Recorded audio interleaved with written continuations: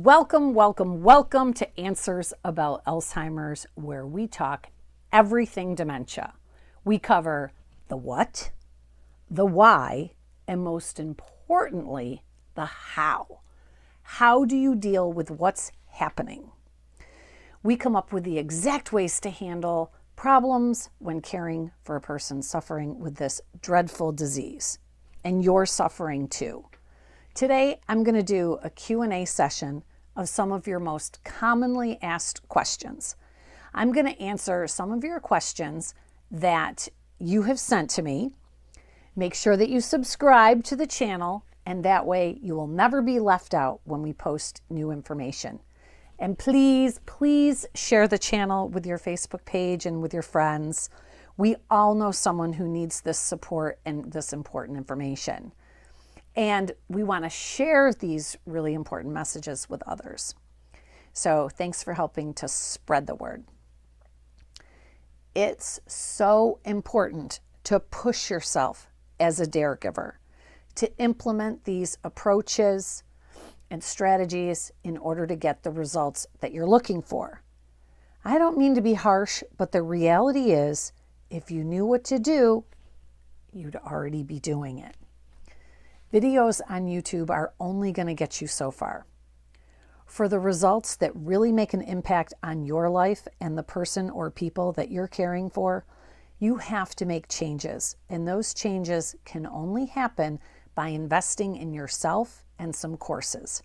I highly recommend that you visit my website at answersaboutalz.org and take a look. Start at the beginning. There are quick result courses that are only $39.99. And if you're not willing to commit to your dare giving, then I just don't even really know what to say to that. It's a choice to become a master, to learning, to real learning, to make your life easier. These quick, compact courses are just the beginning of mastery.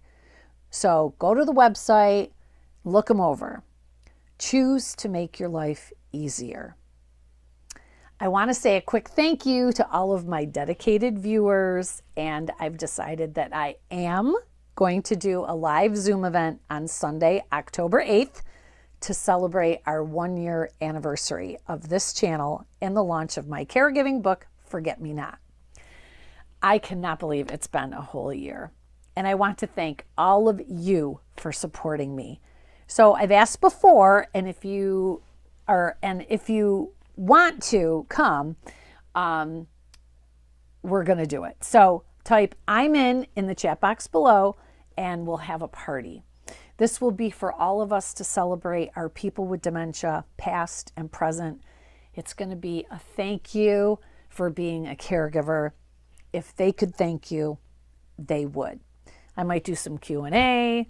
It's going to be a party, and we'll all be together, but in our own homes. Yes, I'm so glad that you wanted to celebrate with me. So put in the chat, let's party if you're interested. Next, I'd love to let you know that when I asked you where you were all watching from, that was great. We have so many viewers in many, many countries from around the globe. Eastern and Western Australia, London, Jamaica, Estonia, India, Canada, South Africa, all over the USA, Missouri, Vermont, Illinois, and so many, many more. Keep those coming. Tell me where you're watching from. I love, love, love your comments and questions. Oh my God, I can't wait to meet all of you in person. You know, if you take my course, you get to spend 4 days with me and ask all the questions you want. Just saying. Today's show is a killer. I've decided to do a Q&A. So here's how it works. I take some of the more common questions and problems that you've posted on the Answers About Alzheimer's channel and answer them for all of you. Now, keep commenting because you never know when your question will be chosen to be on a future video. I'm going to record these Q&As every so often, so keep commenting. So when I'm reading your comments and I see similar problems coming up and similar questions or inquiries, I'll do a segment on that for you. And by the way, before I get started, dare givers don't complain.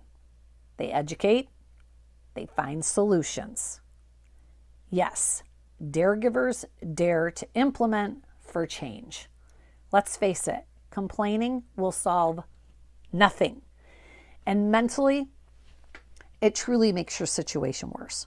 So educate and implement in order to keep your sanity and ease this caregiving journey. You have the power to change how your journey goes. Is it the journey from hell? Is it a nightmare? Or is it going to be a journey of ups and downs and solutions and triumphs because you chose to implement new ideas and strategies? And you choose to take the next educational step. It's your choice. Just saying. You know it's the truth. Who out there is smarter than dementia? We shall see. Okay, let's introduce the first question. Here's a question from Elizabeth. She is concerned about her father driving. Many of us face this challenge of how to either take the keys away from someone who has dementia, or how do we begin the conversation? I myself went through this with my mom, and this is really tough. We, as the caregiver, have to understand that this is not going to be easy. It's going to be horrible. It's going to be traumatic for everyone involved. So go in with the right mindset. Probably 1% of the time these conversations will go easy. So get prepared for the worst and pray for the best. So Elizabeth says that she is looking for any words of advice.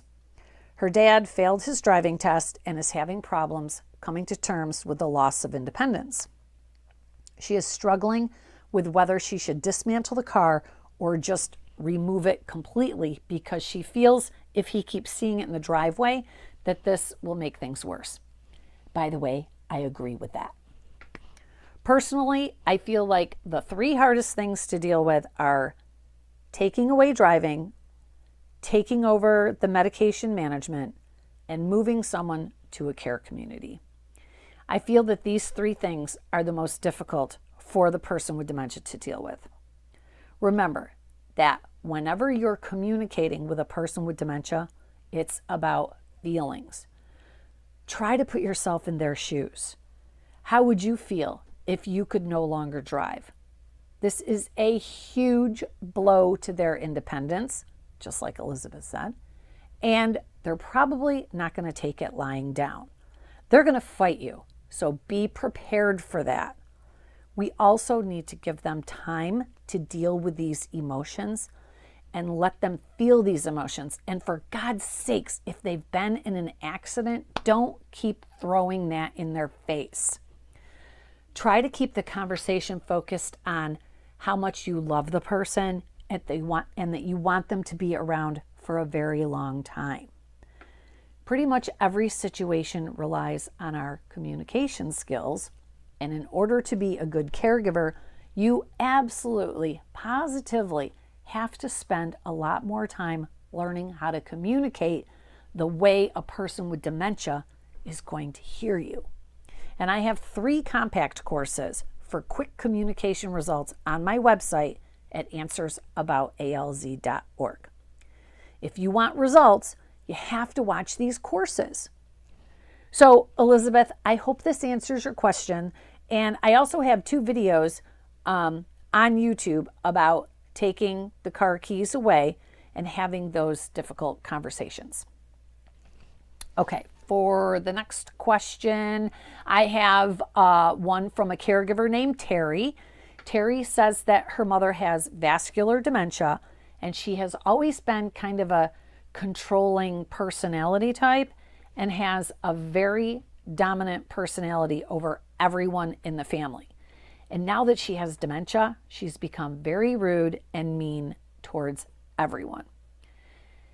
And poor Terry feels that her mother takes things out on her more than anyone else. She feels singled out.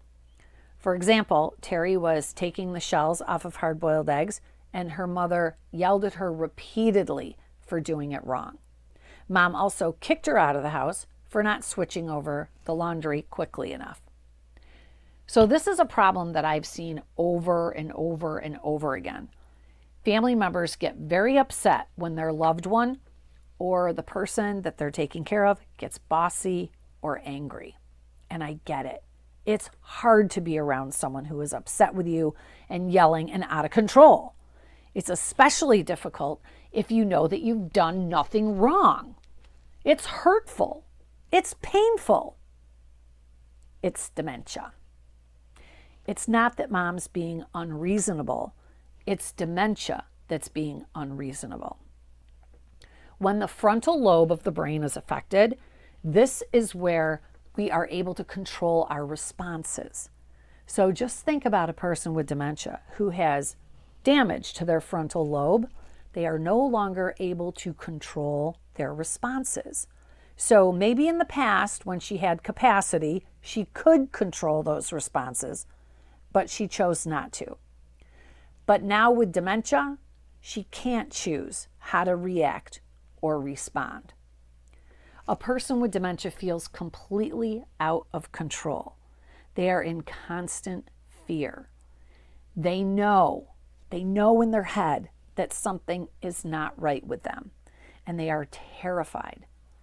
That feeling of fear turns into frustration, and then it comes out as anger. When that anger comes out, it is directed right at you. It's not intentional, even though you may think it is. Even if their past shows that they are controlling, this is out of their control. So what can we do about it? How do you react? If any of you have taken any of my compact courses for quick results on my website, answersabout.alz.org, you guys know how to handle this situation, don't you? The way that we respond and react to them will directly impact what happens next. Now, I know some of you don't want to hear this, but the first thing you should do is apologize. Just say, I'm sorry. I'm so sorry I upset you. I'm so sorry I didn't do it the way that you want me to. I will try to do better. Please forgive me.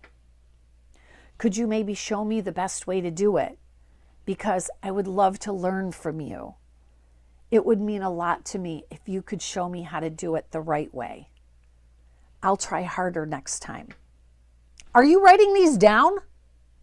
Write these down. Get some paper, rewind, and write these down and rehearse them. That's right, rehearse them. How do you think I got so good? How do you think I come up with this stuff? I rehearse. From the person with dementia's perspective, it's pretty hard to argue with someone who is saying these types of sentences. However, if you come at them and say, "Why are you yelling at me? Do it yourself," that's only going to make the situation worse. You're pushing an argument. Try communicating in a way that you turn it around to say that you're sorry that they're upset and you would actually appreciate their help. People with dementia love to help, and they need to feel in control. You have to help them to feel like they're in control by giving them some of their power back. That's why she's so angry. She feels like she's lost her power. You get it. Help the person with dementia find their power. You can do it. You are smarter than dementia. So Terry, I hope that helped to answer your question, and I hope it helped you a little bit better with your communication. And again, you all really need to take all of the quick compact courses on the website. Just go and take a look. I promise you, they will change your life. You need it. It's there. Go. I'm Debra Costu, signing off. Until next time, together we can.